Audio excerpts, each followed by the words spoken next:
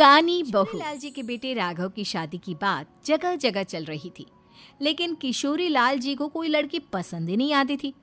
और उसकी एक ही वजह थी, किशोरी लाल जी का लालची होना। उनको लड़की वालों से मोटा दहेज चाहिए था और इसी बहुत पैसे वाले के घर अपने बेटे का रिश्ता लेकर पहुंचे। उस आदमी का नाम था ओम प्रकाश। देखिए किशोरी लाल जी, मेरी एक ही बेटी है और मेरी सारी संपत्ति जायदाद सब कुछ मेरी बेटी नैना का ही है। पापा, नाम से लगता है बहुत खूबसूरत होगी। कितना अच्छा नाम है ना, नैना। ओ, वैसे बात तो सही है आपकी। अब इतना पैसा है, जमीन जायदाद है, इकलौती बेटी, आप भी क्या करेंगे? सब कुछ उसे ही देंगे ना। बिल्कुल ठीक पहचाना आपने। बस बेटी की शादी और सारी जायदाद उसके नाम। पापा, बिना देखे हाँ कर दीजिए ना। इतना अच्छा रिश्ता फिर कहाँ मिलेगा? माला माल हो जाएंगे हम। मैं अपनी बेटी को बुलाता हूँ। अरे नहीं नहीं नहीं नहीं, आपकी बेटी का नाम नैना है, सुनकर ही लगता है बहुत सुंदर होगी। रहने दीजिए अंकल, मैं तो आपकी बेटी के नाम से ही इतना खुश हो गया हूँ कि उसे बिना देखे शादी करने को तैयार हूँ। अब तो मैं उसका चेहरा सीधे शादी के बाद ही देखूंगा। राघव नैना का चेहरा नहीं देखता और उससे शादी कर लेता है। शादी के बाद अपनी सुहाग रात पर जब राघव नैना का घूंघट उठाकर देखता है तो नैना की आंखें बंद थी। कितने खूबसूरत हो तुम नैना, जरा अपनी आंखें खोलकर मेरी तरफ देखो तो सही। नहीं, मुझे शर्म आती है। अरे, मैंने तुम्हें शादी से पहले भी नहीं देखा और अब अगर तुम आंखें खोलकर मुझे देखोगी भी नहीं तो मुझे अच्छा कैसे लगेगा? इससे पहले कि नैना अपनी आंखें खोलकर राघव की तरफ देखती, अचानक से लाइट चली गई और राघव नैना को पूरी तरह से देख सुबह नैना राघव के लिए नाश्ता बनाकर लेकर आई। अरे ये क्या, आधा पराठा सेका हुआ है और आधा बिल्कुल कच्चा। ये तुमने क्या किया नैना? बहू, तुमने क्या आधा पराठा तवे से नीचे लटका कर रखा था जो आधा सेका है और आधा कच्चा? मुझे जितना दिखेगा उतना ही तो सीखूंगी ना पापा जी। जहाँ जहाँ मुझे नजर आ रहा था वहाँ मैंने सीख लिया, जहाँ जहाँ नहीं दिखा वहाँ कच्चा रह गया होगा। इसका क्या मतलब है? ये कैसा मजाक कर रही है तुम?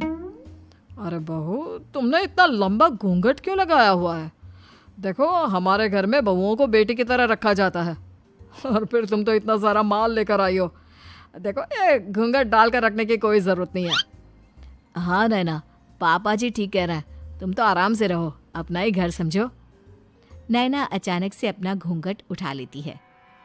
अरे ये क्या पापा, नैना की तो एक आंख फूटी हुई है। नाम से नैना, लेकिन ये तो कानी बहू निकली। मेरे साथ धोखा हुआ है, धोखा। बिना दिखाए अपनी कानी लड़की मेरे संग ब्याह दी। मुझे कानी बीवी नहीं चाहिए। मुझे अभी ओम प्रकाश जी से बात करनी पड़ेगी। आखिर उन्होंने मेरे साथ ऐसा किया क्यों? अरे, आप लोगों ने ही तो पापा से कहा था कि आप लोग शादी से पहले मुझे देखना नहीं चाहते। अब मेरे पापा पर क्यों इल्जाम लगा रहे हैं? अरे लेकिन उन्हें बताना तो चाहिए था ना कि तुम कानी हो, एक आंख से तुम्हें दिखाई नहीं देता। किशोरी लाल और प्रकाश को अपने घर बुलाते हैं। पापा जी, ये आपने क्या किया? शादी से पहले बताया क्यों नहीं कि नैना की आंखों में परेशानी है? अरे, आप ही ने तो लड़की देखने से मना कर दिया था। और लेकिन आप बता तो सकते थे। आपको तो हमारी बेटी की प्रॉपर्टी चाहिए थी, वो भी पूरी की पूरी। अब क्या हुआ अगर उसे आधा दिखाई देता है?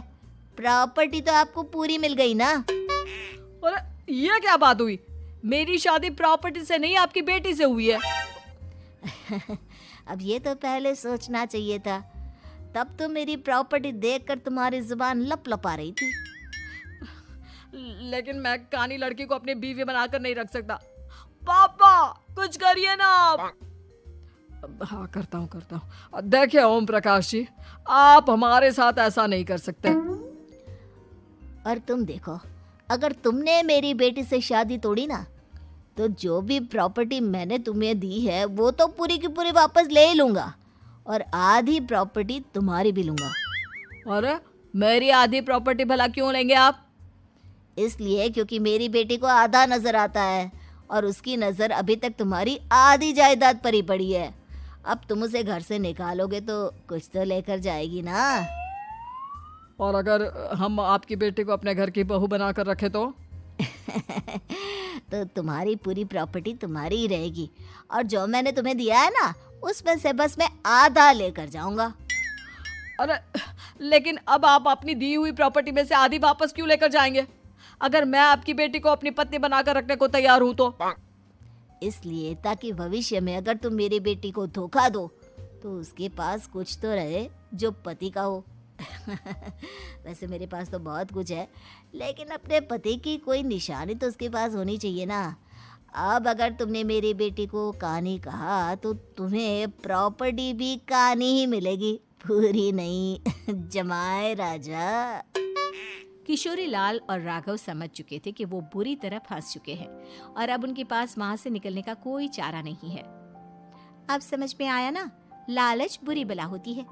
एक तो तुम्हें प्रॉपर्टी मिली, ऊपर से बीवी मिली, उसमें तुम्हें नखरे भी दिखाने हैं। आए बड़े, चुपचाप बैठो। के बाद नैना राघव की कार लेकर बाजार घूमने निकलती है और जब कार लेकर वापस आती है, ये क्या? एक तरफ से मेरी गाड़ी पूरी खराब हो चुकी है। लगता है तुमने मेरी गाड़ी को किसी दूसरी गाड़ी के साथ एक्सीडेंट किया है। अरे अरे कितना बड़ा नुकसान कर दिया तुमने बहू। वो क्या है ना पापा जी, मुझे एक आंख से दिखाई नहीं दे रहा था, सामने से गाड़ी आ रही थी। मुझे तो सिर्फ आधा ही दिखाई दिया और वो गाड़ी मेरी कार से रगड़ते हुए निकल गई। अब मैं क्या करूं बताओ? आप इसे ठीक कराने के पैसे कौन देगा? तुम्हारे पापा। तुमने मुझसे इस तरह से बात की? अभी रुको। नैना राघव की शिकायत ओम प्रकाश को कर देती है। देखो राघव, अब जो मेरी आधी प्रॉपर्टी तुम्हारे पास थी ना उसमें से आधी और मैं लेकर जाऊंगा, क्योंकि तुमने मेरी बेटी को डांटा। अरे नहीं पापा जी, गलती हो गई, माफ कर दो। गलती की तो कोई गुंजाइश ही नहीं। अगली बार मेरी बेटी को डांटा तो बची हुई आधी में से आधी और ले जाऊंगा। लालच के चक्कर में हम दोनों ने बहुत बड़ी गलती कर दी बेटा। एक तो तुम्हें कानी बहू मिली और ऊपर से जो माल मिला वो भी काना। इस तरह राघव की हर एक गलती पर ओम प्रकाश उसकी प्रॉपर्टी का आधा आधा हिस्सा लेकर अपना सारा माल वापस ले गया और राघव को कानी बीवी से काम चलाना पड़ा। भाई लालच वाकई में बुरी बला है।